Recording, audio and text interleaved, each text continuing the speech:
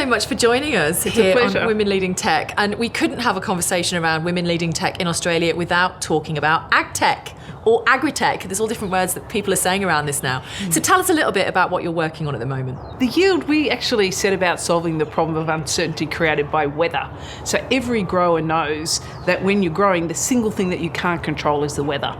And that problem not just affects the people who are doing the growing of our food, but also everybody who sells in and everybody who buys out from a farm. So that's the issue that we sought to resolve, is how to get control of that. So not traditionally a woman in tech yourself, you've moved from a non-STEM background to now really working in agri-tech and deep data science. Tell us about your journey. If anyone had told me when I was a kid that I was going to end up as the CEO and founder of an AgTech business, I would have thought they were completely crazy. So, I'm actually an economist, an international development economist by training. And what happened in my world is that I actually started a social enterprise that was using technology to solve for the problem of reputation risk in global supply chains in apparel, in the place where, where young women around the world are making the clothes that we wear. And effectively what happened is we were trying to improve working conditions by leveraging the power of corporate supply chains who were concerned about their reputations. And so we created back in 2002 in Cambodia, of all places, this system where we were collecting data about working conditions, putting it in the cloud, selling it to some of the world's biggest brands from, Gap to Nike to Levi, and then giving it to the factories, selling it to the factories as well so that they could improve their working conditions, and then giving it to government to actually improve governance and to researchers to create new knowledge. So we actually created an ecosystem based on data. So long story short, we scaled this over about 3 million workers across 8 countries. Really, it was one of the early kind of data businesses in a way. And what happened is life being life. My 9-year-old son, when we were in Cambodia, was diagnosed with a life-threatening illness when we moved to Cambodia to Geneva. And I said to my family, look, I have to finish what I'm doing because I'd just gone from Cambodia to create this global social enterprise building on the work in Cambodia. And it was, very important to me. It was very important for young women around the world. And so I said to my family, look, we'll go home, but I just have to get this stable first. And so it took me 3 years, found an excellent guy who took over as the CEO, and it's still, growing. And we went home, and home happened to be Tasmania. And not a lot of apparel factories in Tasmania. But by this point, I had fallen in love with the power of, I suppose, a number of things, of technology, obviously, about how technology can be incredibly transformative, and technology at scale. Because I'd always thought you were never going to change the world one factory at a time. And so what you had to do is create systems, and look at supply chains. So incredible power of technology.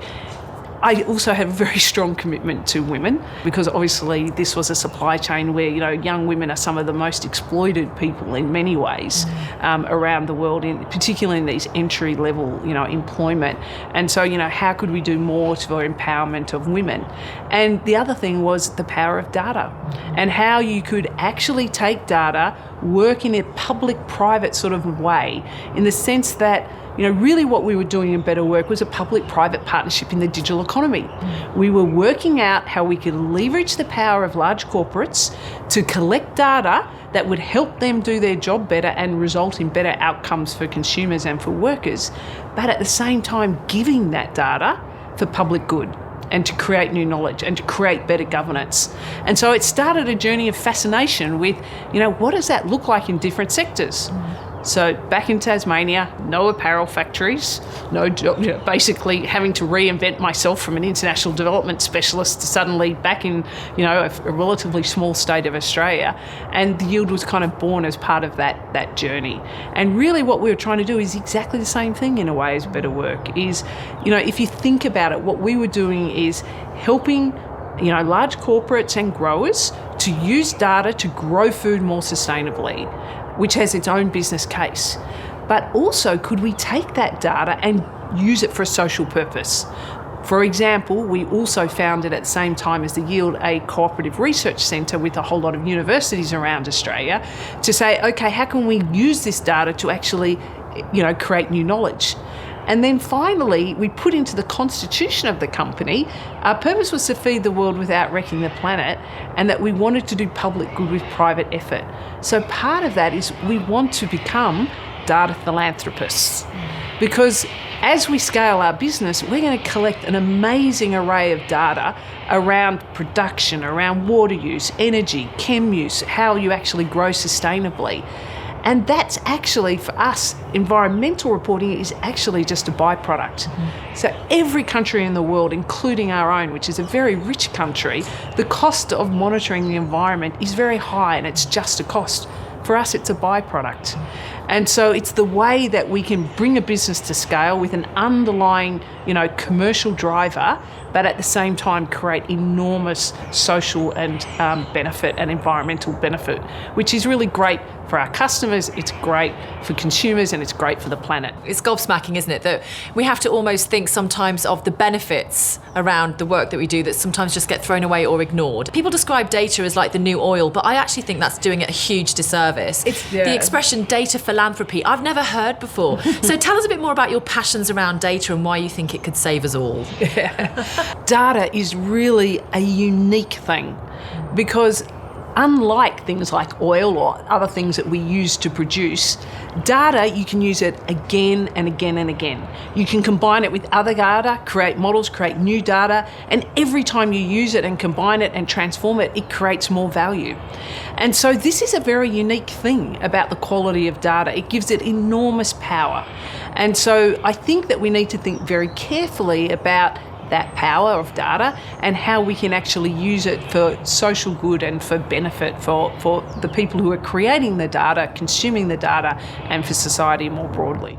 So what's exciting you at the moment about being involved in a data-driven business? What really excites me is, really I'm a techno-optimist. I believe in the power of technology, and part of that is data, to actually help us transform the world and create enormous benefit. My dream for this is that we move towards a model of data markets rather than data monopolies. In many ways, I think society is increasingly aware that data, when it's captured in a monopoly, like the models of Facebook and Uber, and really what they're doing is their customer becomes the product, because they create free products which generate data, which they then resell and resell and resell. So the people who have the data and are creating the models are appropriating the benefit that creates. My vision of this is much more in a world where we actually have data markets, where the people generating the data own the data and actually share in the upside, and that we move to a world where new businesses, innovative companies all around the world who are close to their communities, close to the problems they're trying to solve, actually get part of the game. That they can use data to create value from it, to solve problems in their communities, in their businesses, in their countries, and actually take that to market and do that in a way that is really sustainable. And so I think that's how we're going to create jobs around the world, and it's how we're going to solve challenges, and how we're going to actually solve sustainability, is putting the power of data to work in a much more inclusive way. But I think what's really important for us all to understand is that technology is not socially neutral. We get to decide. We get to decide the products that we buy, we get to decide the governments we elect, we get to decide how we actually agree to have our data used. And I think when we become more mindful as a society about the power of data, at the same time we have to think about what's the right governance to make sure we have this future of digital inclusion, we have this future of including people in creating value, rather than this very, I think, quite negative model, which is about data monopolies, where just a few people control it and accumulate the wealth and value from that. This is not, I think, a future that any of us would want. So what barriers are you currently facing? What are the major hurdles? Yeah, it's really interesting. Our business is right at the cutting edge of technology, number one. Number two, we're working in a sector which is arguably the most digitally immature of any of the sectors of the economy. In fact, there's a very famous graph where they track the digital maturity of different sectors in the economy, and right at the top is finance, marketing, all of those sorts of things are right up here, and right down the bottom is agriculture. So we're taking leading edge technology into a sector that's relatively digitally immature, and a sector that works on seasons, so that you have to actually work with the seasons. You've got to get technology in, run through a season, show that it works, and then look to how you scale it. All of those things kind of make it challenging. Just a little. Just a little, but the prize is enormous. Yeah. Because, in that gap, that incredible gulf between the most digitally mature, the most digitally immature, plus the absolute compelling need we have to create more food with less, means that there's enormous opportunity. And so what we really think about is not only technology to how do we solve these problems with technology, but how do we actually go to market? How do we work with the people who are going to use the technology to create real value? And how do we create the systems for that? And I think that's really, really important in technology. Is often, we fall in love with the technology. I do that too. I love it. It's just so amazing. Guilty as charged. Yeah, we all do it because we're total geeks. But we have to always remember that if it needs to deliver to a real problem, to real people that actually solve things for them in their lives and their businesses and their communities. And if we do that, and that's our starting point, and we design technology that can scale to do that, then we are on a winning ticket. So tell us, what does artificial intelligence mean to you and your business? It's how we use AI to actually help growers do more with less. So what we do is we take sensors and we put them in tunnels, in crops, in fields, and we measure things like wind, rain, light.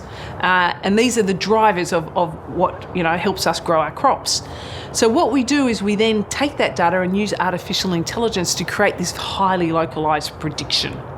And then we combine it with our customers' data to solve problems on farm and in their supply chain. So let me give you a really concrete example. So in the crops that we work in, we actually have this underlying platform. We sit down with the technical team and create digital playbooks. When to irrigate, when to spray, when to protect, when to harvest, at different crops at different growth stages.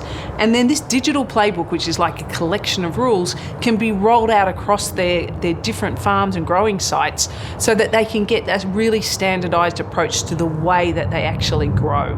And this helps them be more scalable. At the same time, we then take their own data and use AI to predict the harvest. How much, when, and what is the quality of it? Why does this matter? We lose 30% of our food in waste. If we have better insight to what we're actually producing in any one year, we can start optimizing what we're producing and matching it to market demand and getting out ahead of that and reducing waste. All of this is driven by AI. And so that's what's exciting for me. We're taking all this data that's traditionally been in silos, that's traditionally kind of existed on different solutions and different software, bringing it all together and using the power of AI to put that data to work. So tell us, what's the link between precision agriculture and the climate emergency? Agriculture is part of the problem and part of the solution of climate change. We need to feed 60% more people than we do now with less resources.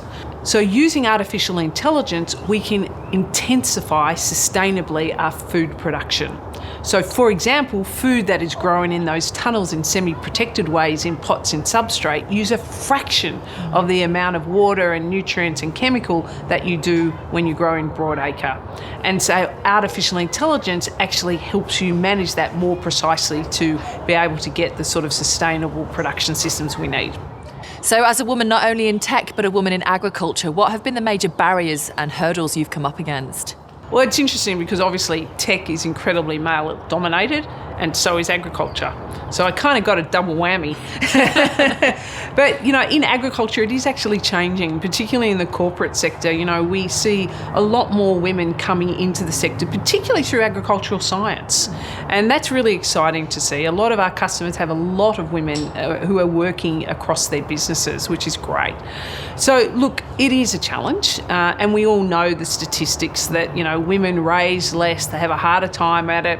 All of these things are, indisputably true. And so it is a challenge. And I think, it's what you have to do is be aware of it, not be intimidated by it, push through, be who you are and show that you run a cracking business. And if you do those things, you will find good people who back you. And you have to have that attitude. If you had any other attitude, you'd never get out of bed. How is diversity a key to your business success? Diversity is really important to my business. I often say businesses, they have personalities, and those personalities come from their founders, and it's part of our culture. So we push really hard to make sure that we have women not only in the traditional women's roles, but across the business. We push really hard. We actively try to recruit women not only into those traditional roles like marketing, for example, and sales, but also into the technical roles in software, in analytics, in data science. And it's something you have to be committed to and work hard to achieve. So what do you think are the key ways in which we can attract girls and young women into STEM, and particularly AgriTech? I think we have to talk to them about women and about what technology allows you to do and impact in the world. And I think that's much more engaging than talking about technology itself. It's actually the stories about how other women, and men for that matter, have used technology to solve real world problems, to make the world a better place. And I think with that narrative, seeing technology as an enabler and it's a really exciting thing is part of how we do that. If you look at young women, they're huge users of technology. Yeah. They're huge users of technology. So, let's say take some power in that. You create it too, girl. Go, girl. So if we look at the agriculture industry and we look at where women's roles have been in the past and where women's roles should be going forwards, and if I just said magic wand, we've solved it in agriculture, diversity is no longer an issue, what would that look like for your business? I think what it would mean is we'd have a much more diverse and inclusive workplace. We're already pretty good, but I think we would be better. And I think our technology would be better. Because really in the future, we are going into a world where increasingly, women, men, different cultural groups will be using technology. And you need to make sure that the users that from that diverse, community that is society are shaping the technology. Because that means we get technology that really works for people. One of the key things we learn in technology is user experience. Drive it from how the user actually is going to use the technology to create value. If that's your focus and you haven't got diversity in your team to understand how to deliver that, you're going to miss the mark every time. So what are your hopes for precision ag in the next 10 years? What I see is that precision agriculture and AI-driven agriculture will free up our growers to become even better at what they do in creating amazing produce more environmentally sustainably.